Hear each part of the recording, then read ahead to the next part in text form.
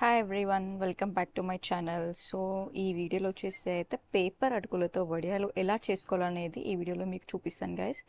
So ఇది summer special, very easy and simple process అండి. So let's go. Okay, so ముందుగా అయితే మనం వచ్చేసి పేపర్ అటుకులు తీసుకోవాలండి. పేపర్ అటుకులు ఒక 2 kgs. సో అవి మనం నానబెట్టేసుకోవాలి.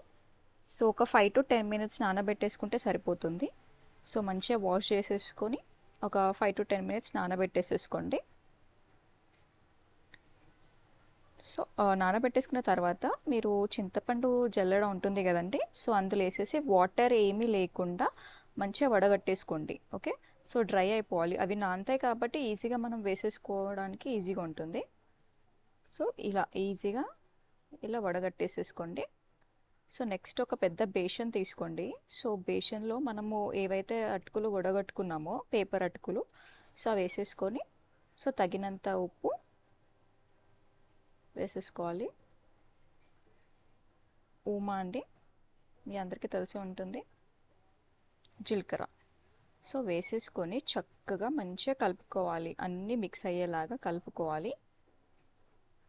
ఓకే, సో చక్కగా మిక్స్ అవ్వగానే మనము మిల్క్ ప్యాకెట్ ఉంటుంది కదండి, అయిపోయిన milk packet cover packet, so అందులో వేసేసుకొని ఈ విధంగా మనము వేసేసుకోవాలి వడియాలు. కాటన్ శారీలో వేసుకోండి మీరు. సో ఎందుకంటే మనము ప్లాస్టిక్ యూస్ చేయొద్దు, మంచిది కాదు. కాటన్ శారీలో అయితే ఈ విధంగా వేసేసుకొని 1 day or 2 days ఇలా ఆరబెట్టేసేసుకోండి. సో మీరు తీసేటప్పుడు వాటర్ చల్లుకుంటూ తీయండి ఈ విధంగా, సో ఈజీగా ఉంటుంది.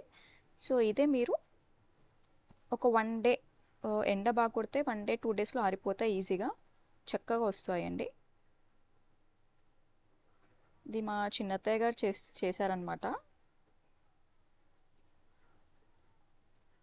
సో ఈ విధంగా తీసేసుకోవాలండి. సో ఆయిల్లో కూడా వేసాం మేము, ఎలా వస్తాయి అనేసి చూడండి, చాలా చక్కగా వచ్చాయి.